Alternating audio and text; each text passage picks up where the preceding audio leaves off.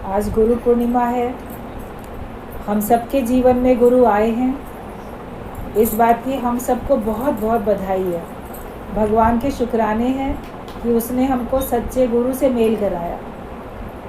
अगर गुरु न मिलते जीवन में तो पता नहीं कौन से अज्ञानता के अंधेरे में सब भटकते होते, कौन सी माया के बंधन में सब बंधे होते, पता नहीं कहाँ होते। अगर गुरु न मिलता तो न जाने सब कहाँ होते। आज गुरु ने सबको बहुत नीचाई से उठा के ऊंचाई पर पहुंचा दिया। इस बात के लिए सब लोग गुरु के बहुत शुक्राने गाओ, गुरु की महिमा के गीत गाओ। यूँ तो हर दिन हम लोग गुरु की महिमा गाते हैं, शायद ही कोई दिन ऐसा जाता होगा जिस दिन गुरु के शुक्राने ना गाए जाते हों, उसकी महिमा के गीत ना गाए जाते हों, शायद ही कोई दिन ऐसा होता है। लेकिन आज का दिन विशेष उनके द्वारा जो कुछ हमको मिला है उसको याद करने का दिन है, उसको महसूस करने का दिन है। तो हम लोग सब अपने आप को अति अति भाग्यशाली जाने और भगवान का शुक्राना माने। उसी शुक्राने में ही सब लोग रहें। हर एक का जीवन इतना सुंदर बना है, अज्ञानता के अंधेरे से सब निकल गए हैं, सबको ज्ञान का प्रकाश मिल चुका है और सब अपनी अपनी आत्ममस्ती में मस्त हैं। सभी इसी आत्ममस्ती में मस्त है। आगे जो पत्र है उसमें भी गुरु जी की वाणी यही है कि सभी इसी आत्ममस्ती में मस्त है। सत्संग की सभा में रहते हैं सब, तभी मस्त है। अगर आप सत्संग की सभा में रहते हो तभी मस्त हो, और अगर सत्संग की सभा में आप न होते तो फिर आपके अंदर में ये आत्ममस्ती चढ़ती भी नहीं। ज्ञान सुनने के बाद भी आप अगर माया में चले जाओ तो ज्ञान बुद्धि तक तो रहेगा, शायद व्यवहार में भी आएगा, लेकिन उस आत्ममस्ती में मस्त होकर आप झूमोगे नहीं। जो सत्संग में आते रहने से हमारा मन हल्का हल्का होता रहता है, प्रफुल्लित रहता है, वो बिना सत्संग में आए हो नहीं सकता। इसीलिए सारे वेदों ने, शास्त्रों ने, ग्रंथों ने, महापुरुषों ने, भगवान के भक्तों ने, सब ने सत्संग की महिमा गाई है और सब ने गुरु की महिमा गाई है। तो सब इसी आत्ममस्ती में आप मस्त हो। आत्मिक मस्ती ही सबसे सच्ची और अच्छी मस्ती है।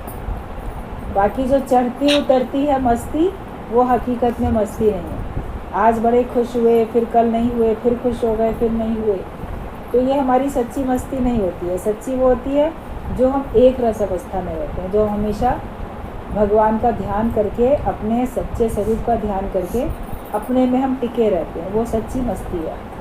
और सब सत्संग की सभा में रहते हैं, इसीलिए मस्त रहते हैं। आप सब लोग सत्संग से जुड़े हुए हो, इसीलिए आप मस्त रहते हो। आप जपे और नाम जपावे, सुनत कहत रहत गत पावे। सुनो भी, अपने मुख से कहो भी, और अपनी रहनी भी बनाओ। तीनों बात आपके अंदर में होनी चाहिए। श्रवण, मनन, निध्यासन तीनों ही होना चाहिए। सुनेंगे, जो हमारे कान सुनेंगे वही हमारा मुख जाने अनजाने में बोल देता है। आपने आज दिन तक माया की बातें सुनी, संसार की बातें सुनी, अज्ञानता से भरी हुई बातें सुनी, अज्ञान को सुना, तो सुन सुन के अज्ञान आपके भीतर चला गया और वही अज्ञान आपके मुख से भी निकलता रहा आज दिन तक। लेकिन अब सुन सुन के ज्ञान अंदर जाता है, तो वही ज्ञान आपके मुख से अब बाहर निकलता है। जिसके साथ भी बैठो उससे आप ज्ञान की चर्चा करते ही करते हो।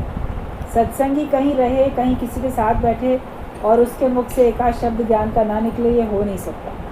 वो कितना भी सोचेगा कि नहीं ये लोग बड़े अज्ञानी हैं या श्रद्धाहीन हैं, इनको मैं ज्ञान न सुनाऊं, तो ज्ञान सुनाएगा तो नहीं बैठ के, लेकिन तो भी आपके द्वारा ज्ञान के वचन कुछ ना कुछ तो आपके मुख से निकलेंगे ही निकलेंगे।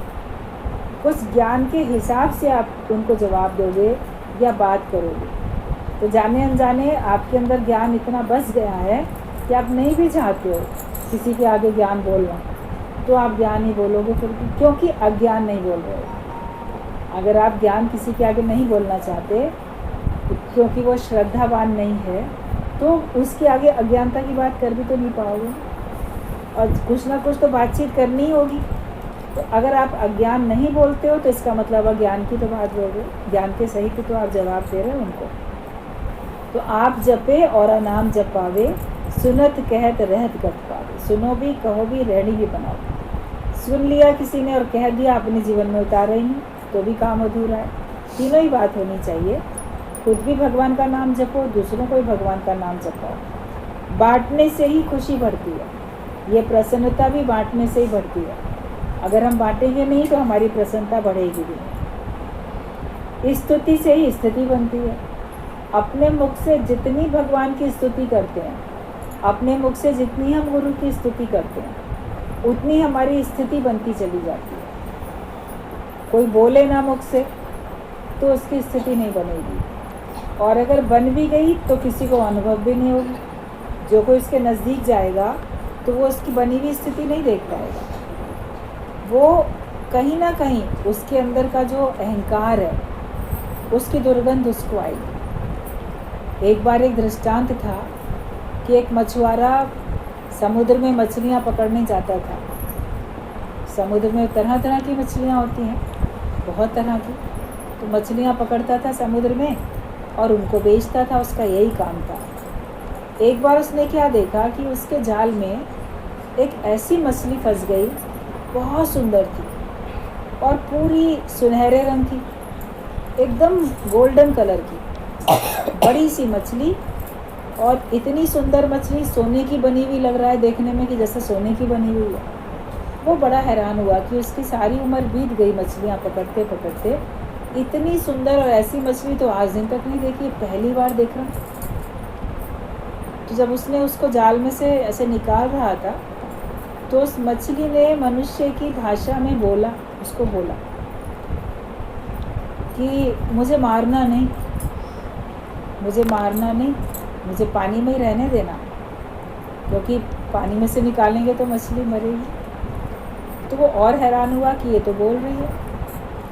तो जब बोला ठीक बात है, मैं तुम्हें मारूंगा नहीं, तुम इतनी सुंदर हो, बिल्कुल सोने के जैसी, पहली बार तुम्हें ऐसे मछली मैंने देखी है, ना बेचूंगा ना मारूंगा, तुमको तो मैं रखूंगा, लेकिन मैं भी कैसे कब तक रख सकता हूँ, तो मैं तुम्हें राजा को भेंट कर दूंगा, तुम राजा के पास रहना। लोग अपने घर में मछली पालते भी हैं, राजा के पास भी इतने ऐसे होते हैं सरोवर, तो राजा से कहूँगा वो तुम्हें अपने पास रखेगा, उसको मैं भेंट करूँगा जाके। तो उसने एक बड़े से टब में उस मछली को रखा पानी में और वो राजा के पास लेके गया और बोला महाराज ये बड़ी अलौकिक सी मछली है, ये मनुष्य की भाषा में बोलती भी है, बात भी करती है, और बाकी तो देखने में भी तो है इतनी सुंदर, सोने की बनी हुई है। राजा ने भी देखा, बहुत सुंदर थी। राजा ने कहा अच्छा कुछ बोलो।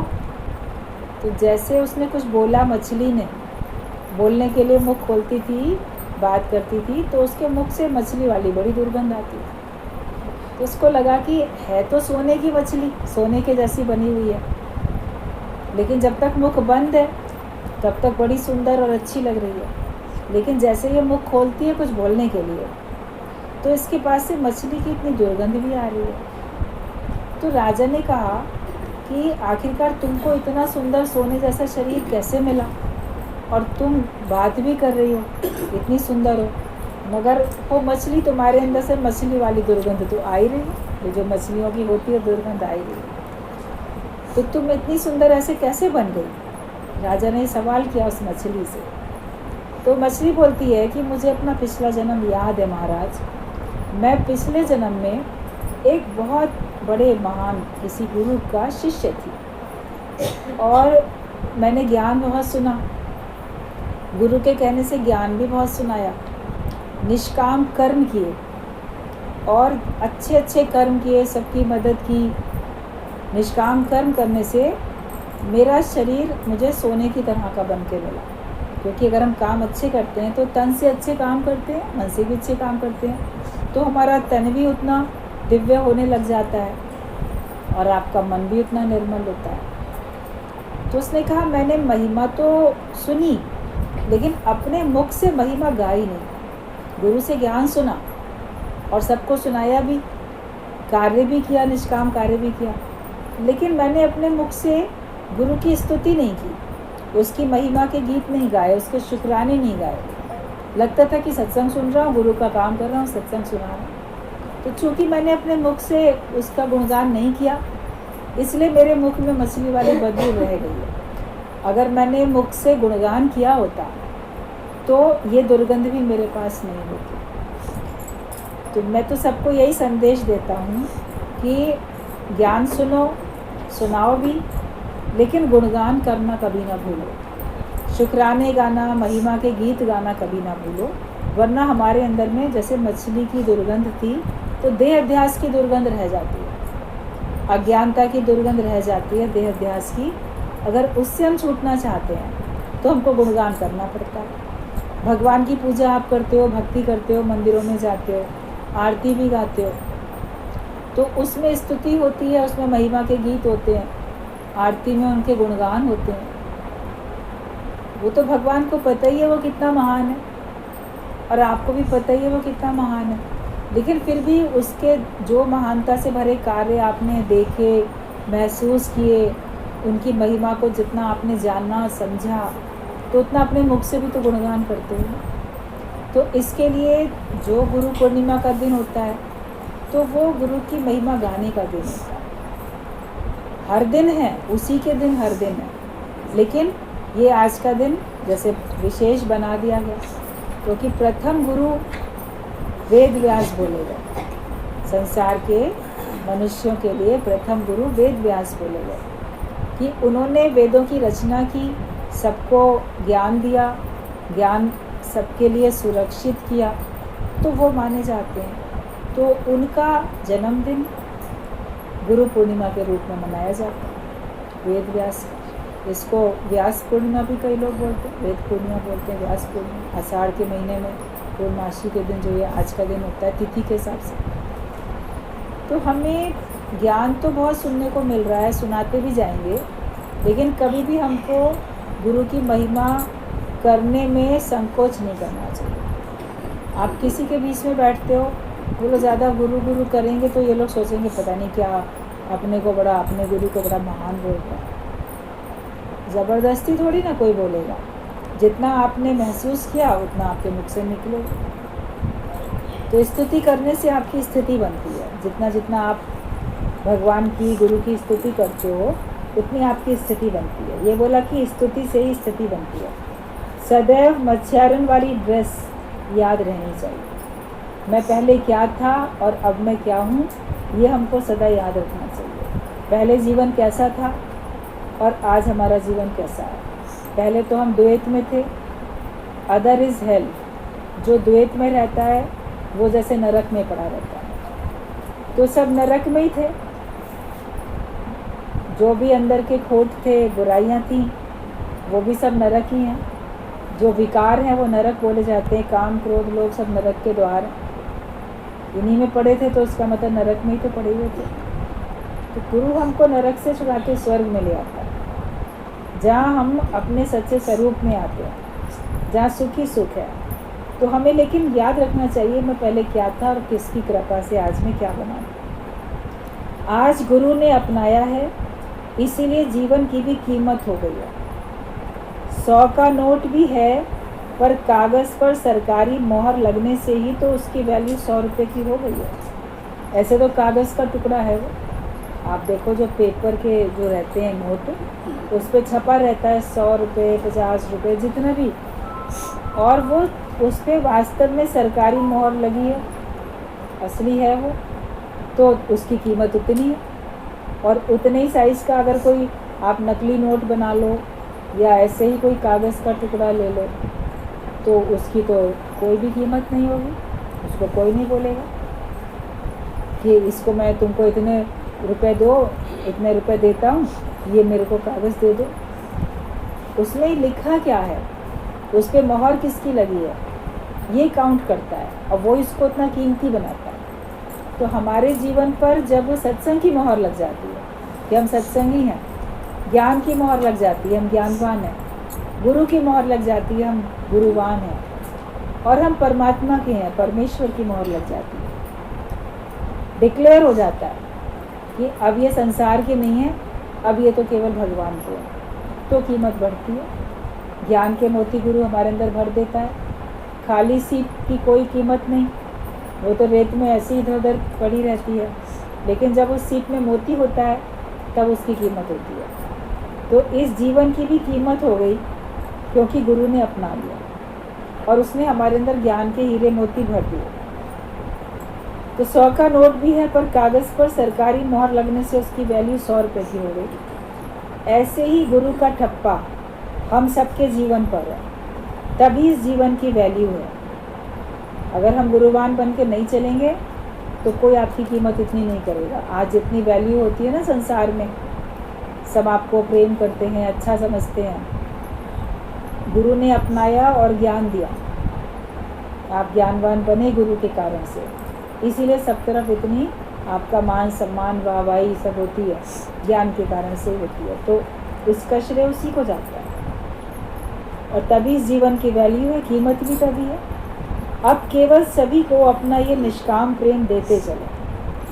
हम गुरु के बन गए, भगवान के बन गए, गुरु ने कृपा करके अपना लिया, कृपा करके हमको ज्ञानवान बना दिया, और हमने भी कृपा करके उसके ज्ञान को ले लिया अपने जीवन में। हमने कृपा करके उसके ज्ञान को उतार लिया। आप वैल्यूएबल बन गए। इसके बाद अब क्या करोगे? जब तक आपकी आयु है तब तक काम फिर यही करना है। सबको ये प्यार बांटते चलो, सबको ये ज्ञान बांटते चलो, सबको ज्ञान की राह दिखाते चलो। सही समझ सबको देनी बड़ी ज़रूरी है। लोगों के पास समझ ही नहीं होती क्या करें क्या ना करें, तो सही समझ देनी हमारे लिए बहुत ज़रूरी है। जब हमको मिलती है तभी हम सबको दे पाते हैं। तो अब केवल सभी को अपना ये निष्काम प्रेम देते चलो। लोग दुनिया में प्रेम करते हैं, बदले में कुछ पाने की आस रखते हैं। प्रेम कहते या प्रेम सुनते और करते लोग बहुत दिखेंगे, बोलेंगे हमारा उससे बड़ा प्यार है, लेकिन वो प्रेम सच्चा प्रेम नहीं है, क्योंकि बदले में कुछ चाहते हैं। पलट के वो भी हमको वैल्यू दे, वो भी हमारी इज्जत करे, वो भी हमको प्रेम दे, तो सकाम हो जाता है भार। इसलिए वो प्रेम आपको तृप्ति नहीं देता, वो प्रेम आपको भरपूरता नहीं देता। ज्ञान में आने के बाद आप अपना प्रेम, निस्वार्थ प्रेम और निष्काम प्रेम सबके ऊपर न्यौछावर करते चलते हो। आपका काम है प्रेम देना, दूसरा आपको पलट के दे या ना दे, हम अपनी ओर से सबको प्रेम करते चलते। जब तक कहीं थोड़ा सा मन में ये भाव रहता है, सूक्ष्म में थोड़ा भी जीव भाव रहता है, तो लगता है कि नहीं, जो हमको नहीं करता उसके साथ हम प्यार का व्यवहार नहीं करेंगे। मगर अंदर से आपके मन में जब पूरी तरह से आत्मिक स्थिति बन जाती है, तब आपके लिए सब एक समान हो जाते हैं और सबको आप एक सा भाव, एक सा प्यार दे सकते हो। जो आपके सामने आए आप उसको प्रेम दे सकते हो। निस्वार्थ प्रेम, निष्काम प्रेम, कामना से रहित प्रेम। उससे आपका भी जीवन बनेगा, उसका भी जीवन बनेगा। पलट के कुछ मत चाहो किसी से भी। फूल का स्वभाव है सुगंध देना, वो सुगंध से भरा हुआ है, उसको कहीं भी रखो सुगंध मिलती रहती है। तो आप ज्ञान से भरे हो, प्रेम से भरे हो। आपको कहीं भी भगवान रख दे, अच्छे लोगों के बीच में, बुरे लोगों के बीच में, मित्रों के बीच में, शत्रुओं के बीच में, कहीं भी भगवान रख दे, आपके से तो ज्ञान की सुगंध फैलनी चाहिए, आपसे तो प्रेम की सुगंध फैलनी चाहिए, क्योंकि आप ज्ञान का, प्रेम का स्वरूप बन गए। सूर्य से तो प्रकाश ही फैलेगा ना, आपसे भी ज्ञान का प्रकाश फैलना चाहिए। तो सबको अपना निष्काम प्रेम देते चलो। बांटने से ही ये धन बढ़ता है। वो धन बांटने से बढ़ेगा कि नहीं बढ़ेगा आप नहीं कह सकते। वो भी अगर आप बांटते हो तो आपके भाग्य में जो है पलट के फिर आता भी है। ऐसा नहीं है, आपने अगर निष्काम भाव से खर्च किया तो आप देखते हो आपके पास फिर और आता है। लेकिन बांटने से वो धन खर्च भी हो सकता है। ज्ञान का धन तो बांटने से कभी खर्च नहीं होता। ये नित नित होत सवाल, हर दिन जितना बांटोगे उतना बढ़ता जाता है। तो बांटने से ये धन बढ़ता है, प्रेम का धन भी और ज्ञान का धन भी। मीराबाई कहती है, पायो जी मैंने राम रतन धन पायो। वो राम को ही रत्न, राम रूपी रत्न, वो ही असली धन, उसी को ही धन समझती है कि मैंने ये पाया। अगर हमने भगवान को पाया तो हमारे पास सबसे अनमोल धन है, जिसके बदले में और धन कोई हम लेंगे भी नहीं। संसार की दौलत को बदल के हमने ये ज्ञान की दौलत ले ली। हमने अपना समय दिया, अपना श्रद्धा प्रेम विश्वास रखा, सब गुरु की कृपा से रखा। अगर वो सत्संग ना आयोजन का करे उसका, तो हम कहाँ जाएं? वो हमको ना प्रेरणा दे तो हम कैसे अच्छा कार्य करें? तो मीराबाई कहती है कि पायो जी मैंने राम रतन धन पायो। भक्त कहता है भगवान तुमने मुझे धन दौलत ऐश्वर्य सभी कुछ दे दिया है, अब केवल थोड़ा सा धीरज और दे दो। आपके पास ज्ञान भी है, और जब ज्ञान नहीं है तो बाकी भी सब कुछ है। तो भगवान के पास जब आप प्रार्थना करने के लिए खड़े होते हो, तो अगर आप देखते हो कि भगवान ने सब कुछ दे रखा है, आप स्वस्थ भी हो, स्वास्थ्य का भी धन है, आपके पास धन दौलत की भी कोई कमी नहीं है, लेकिन फिर भगवान से फिर भी तो सुख शांति मांगते हो। मांगो भगवान से कि भगवान मुझे धीरज दे दो, वरना धैर्य नहीं होता, अधीरज होते चले जाते हैं। परेशानी आती है कोई तो अधीरज हो जाते हैं। छोटी छोटी बातों में, बड़ी बड़ी बातों में मन अधीरज होता रहता है। तो भक्त तो कहता है कि भगवान तुमने मुझे सब कुछ दिया है, जितना दिया है बहुत है, लेकिन थोड़ा सा भी धीरज और दे दो। जीवन में हर मुसीबत के पहाड़ को केवल धीरज से ही सहन किया जा सकता है। जो भी जीवन में मुसीबत के पहाड़ आते हैं वो आप धीरज से ही सहन कर सकते हो। जब धीरज साथ है तो फिर हृदय की धड़कन क्यों तेज होती है? डरते क्यों हो? चिंता क्यों करते हो? जब आप भयभीत होते हो तो आपके दिल की धड़कन कितनी बढ़ जाती है। आप रास्ते में चले जा रहे हो, अचानक से आपको लगा शायद सामने ना सांप है, ये सोचते ही आपके दिल की धड़कन कितनी तेज़ हो जाती है। या कोई चोर डाकू या कोई मुझे नुकसान पहुंचाने के लिए कोई शत्रु आ रहा है, ये सोचते ही आपके अंदर धड़कन बढ़ जाती है। अभी वो शत्रु आया नहीं है, आपने कल्पना की कहीं कोई वो शत्रु आ तो नहीं जा रहा है, तो आपके अंदर में कितनी दिल की धड़कन तेज़ होती है। भयभीत होने से हमारा दिल कितनी तेज़ धड़क जाता है। चिंताएं करते रहते हैं तो भी आपके दिल में कोई ना कोई ऐसे धड़कन तेज़ रहती है। तो अपना अगर धीरज आपके पास है तो आपका दिल नॉर्मल गति से ही धड़केगा, हार्ट बीट आपकी नॉर्मल रहेगी, धीरज अगर है तो। और हम अधीरज होते हैं तभी हम परेशान होते हैं। परेशानी में हमारी तबीयत खराब होने लग जाती है। आप अंदर से परेशान होते हो तो अंदर से ही आप बीमार भी होने लग जाते हो। धीरज के जहाज़ पर चढ़कर ही हर मुसीबत से पार हो सकते हैं। जैसे पानी के जहाज़ में चढ़ोगे तो समुद्र से भी पार हो जाओगे, डूबोगे नहीं। तो अगर हम अपने जीवन में हर समय धीरज के जहाज़ पर चढ़े रहते हैं तो हम हर मुसीबत से पार हो जाते हैं। फिर कोई मुसीबत, कोई परेशानी हमको परेशान करने के लिए आती नहीं है। ये जीवन प्रभु के हवाले हो जाए, डोर मेरी सतगुरु से बंधी रहेगी सदा। जैसे पतंग डोर से जुड़ी है तो पूरे आकाश की सैर करके आ जाती है, पर यदि किसी से उसका पेच लड़ गया तो फिर वो कट जाती है और बच्चों के हाथ लगकर तहस नहस हो जाती है। पतंग उड़ाने वाला चाहे उसे अपने हाथों में रखे या उड़ाए, दोनों में उसका फ़ायदा है।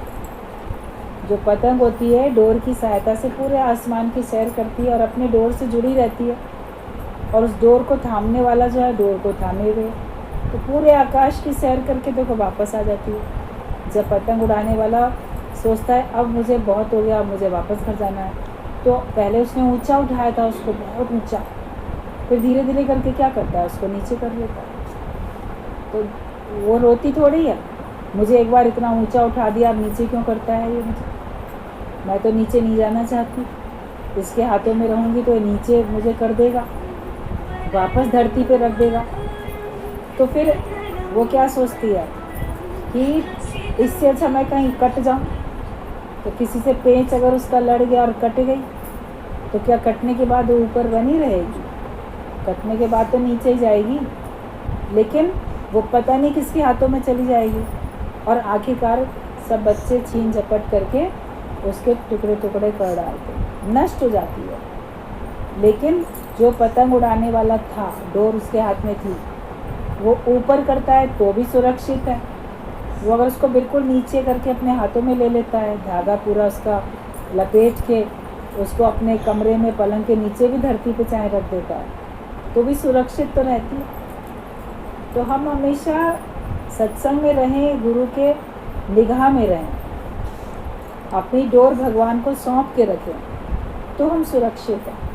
और जहाँ भगवान से हटके हम माया में चले गए तो वहाँ हमारी सुरक्षा थोड़ी है। गुरु की नज़र से हटके हम कहीं भी चले जाएंगे तो वहाँ पे भी हमारी सुरक्षा नहीं है।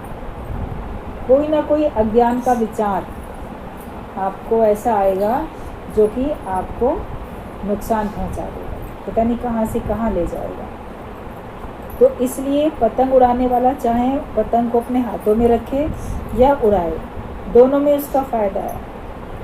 तो चाहे हम सतगुरु के चरणों में रहें या निष्काम के आकाश की सैर करें, दोनों अवस्थाओं में ध्यान गुरु का है और हमारा फ़ायदा है। कई लोग जैसे सेवा में रहते हैं तो वो ज्ञान सुनाने का कार्य नहीं करते हैं, वो गुरु की सेवा में रहते हैं। तो बाकी लोग क्या समझते हैं कि ये ऐसे ही साधारण है, इनको ना भजन गाना आए, ना इनको सत्संग सुनाना आए, इनकी तो कोई वाहवाही नहीं होती, इनकी कोई कीर्ति नहीं होती, और इनको तो कोई जानता ही नहीं, इनको तो कोई पूछता ही नहीं, ये तो बस गुरु की सेवा में ही रहते हैं।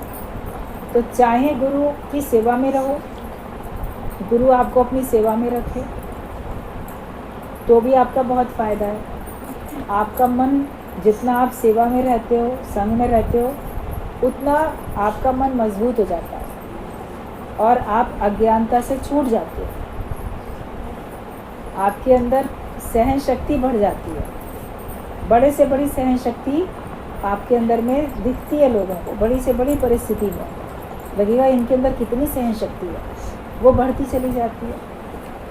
तो गुरु सेवा में रखे तो भी आपका फ़ायदा, और वो आपको निष्काम के आकाश में उड़ा दे। किसी किसी को बोलते हैं वो बहुत ज्ञान का कार्य करता है, लगता है जैसे बिल्कुल आसमान पे चला गया, बहुत ऊंचा उड़ गया ये, तो उसको सब जान रहे हैं, आकाश में उड़ने वाली पतंग को सब देख रहे हैं, दूर से देख रहे हैं। तो जो ज्ञान का कार्य करता हुआ दिखता है उसकी बड़ी कीर्ति होती है, बड़ी वाहवाही होती है। लेकिन अगर वो गुरु से जुड़ा हुआ है तभी सुरक्षित है।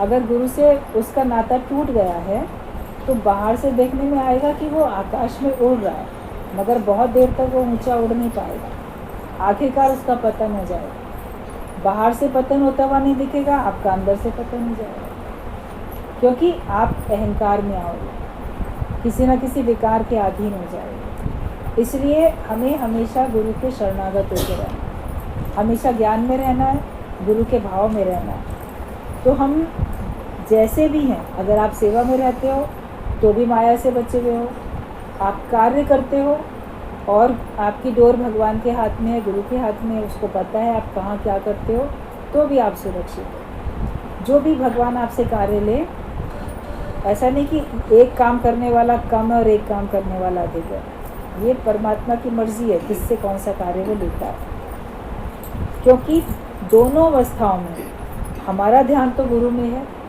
आप सेवा में लगे हो तो भी आपका ध्यान गुरु में है, कार्य करते हो तो भी आपका ध्यान गुरु में है, और भगवान में आपका ध्यान। चकोर की आंखें मरने के बाद भी चांद की ओर ही होती हैं, क्योंकि वो चांद को ही देख रहा होता है। जो जहाँ देखता रहता है तो मरने के बाद भी उसकी आंखें वहीं देखती रहती हैं। तो जो जीवित अवस्था में हर तरफ भगवान ही भगवान देखता रहता है, उसकी नज़र में भगवान ही भगवान है, तो उसका शरीर छूटता है तो भी उसकी आंखों में भगवान की मूर्ति बसी रहती है, वही ध्यान उसका रहता है।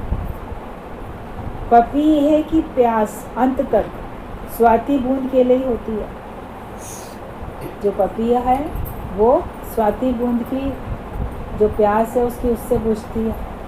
स्वाति नक्षत्र में चंद्रमा से जो बूंद गिरती है आसमान से धरती पर, जब वो उसको मिलती है तब उसको तृप्ति आती है, तब उसको लगता है कि हाँ अब मेरी प्यास वास्तव में बुझी है। तो हम सबके भी मन की प्यास, जब ये ब्रह्म ज्ञान मिलता है तब हमारी प्यास बुझती है।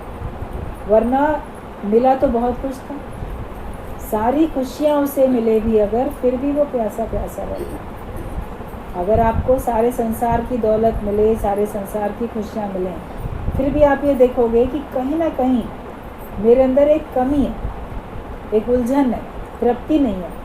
लगता है अभी कुछ और चाहिए, अभी कुछ और चाहिए। कोई मन में प्यास है, प्यासे प्यासे हम भटकते रहते हैं, ऐसा महसूस करते हैं। लेकिन जब हमको सच्चा ज्ञान मिलता है, सत्संग मिलता है, तो आपको लगता है कि अब आपकी प्यास बुझ गई, अब आपको पूर्णता आई, अब आपका मन तृप्त हो गया। तो जैसे पपीहे को स्वाति नक्षत्र की बूंद मिलती है, तो भगवान के भक्त को भी जब भगवान का ज्ञान मिलता है, उसका नाम मिलता है, तब उसके अंदर की प्यास बुझती है। फिर वो अपनी प्यास बुझाने के लिए माया में नहीं जाता, क्योंकि वो पहले ही तृप्त हो चुका है। आपने पहले ही पेट भर के पानी पी लिया, उसके बाद पानी की तलाश में तो नहीं जाओगे ना। आप कहीं बाज़ार गए, आप बहुत पानी पिए हुए हो, तो आपको कहीं ढूंढना नहीं पड़ेगा, सोचोगे नहीं यहाँ पानी कहाँ है, क्योंकि आपको पानी की आवश्यकता ही नहीं है। तो आप जब तृप्त हो तो आपको फिर माया की आवश्यकता नहीं होती। और बाकी शरीर का मिलन भी हुक्म अनुसार बन पड़ता है। देह से भी हम किसी से मिलना जुलना, आना जाना जो करते हैं, वो भी भगवान के हुक्म से होता है। आप अंदर में अपनी चाह रखो, परमात्मा वैसी व्यवस्था बना देते हैं। आप जैसी चाह रखते हो वैसी राह आपके अंदर मिल जाती है। उसके बावजूद भी जैसे कभी कोई कहीं जाना चाहता है, वो नहीं जा पाता है, तो ये शरीर वहाँ तक पहुँचेगा, कब पहुँचेगा, क्या होगा, वो भगवान का हुक्म होता है। जब तक भगवान का हुक्म नहीं होता, कोई कहीं पहुँच नहीं सकता, चाह के भी नहीं पहुँच सकता। मगर ये कि हम चाहें ही नहीं, हमको अपने अंदर में परमात्मा को पाने की चाह रखनी पड़ती है। सत्संग में आने की चाह रखो, चाह से आपको राह मिलेगी। उसके बावजूद भी अगर भगवान का हुक्म है तो आप आराम से पहुंच जाओगे, नहीं हुक्म होता है तो बिल्कुल पूरी तैयारी करने के बावजूद भी आप नहीं पहुंच पाते, किसी भी कारण से ऐसा कारण बन जाता है। तो भगवान का हुक्म तो सबसे आगे है ही, उसको तो मानना ही मानना है। मगर हमको अपना ज्ञान आगे रखना है, हमको अपनी मंजिल को हमेशा सामने रखना है। लक्ष्य मेरा सामने रहे कि मुझे कहाँ क्या जाना। अपना हम लोग को सबको अपना लक्ष्य सामने रख के, मेरी मंजिल सतगुरु का द्वार है, वही मेरी मंजिल है। ज्ञानवान होकर रहना ही मेरी मंजिल है। इसलिए अपनी मंजिल को पाओ, और जो मंजिल को पा लेता है वही खुश होता है।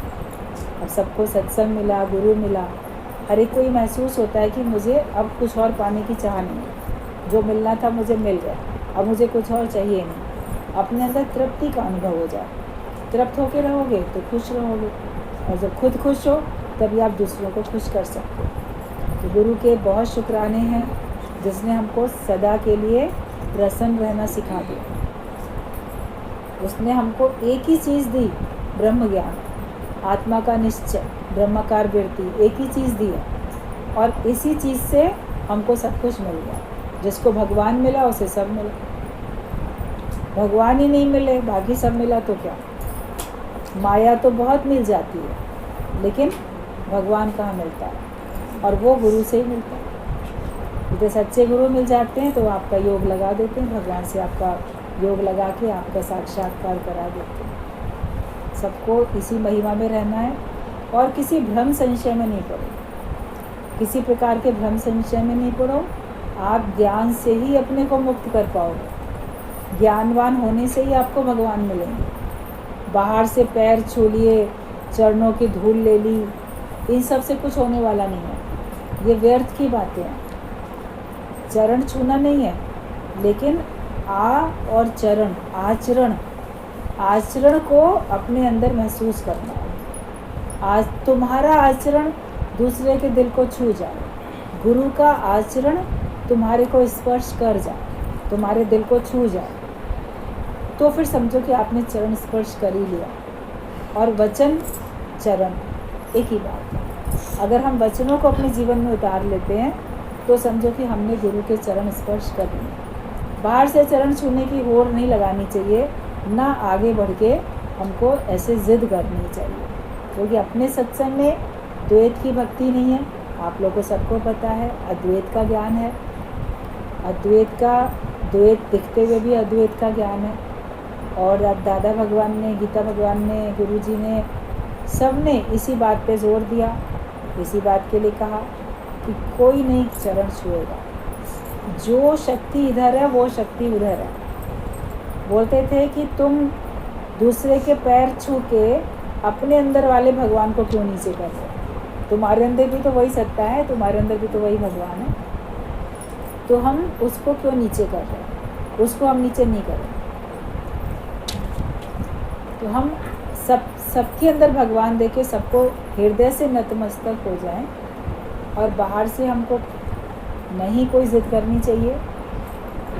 चरण स्पर्श की खास करके आप प्रेम में हो, एकता में हो, इतना काफ़ी है। ज्ञान को आपने अपने जीवन में उतार रखा है, उतना ही काफ़ी है। हमेशा प्रेम में रहो और ज्ञानवान होके चलो। गुरु को यही बात पसंद आती है, जो उसको पसंद है काम वही करेंगे, तब तो गुरु के प्यारे बनेंगे।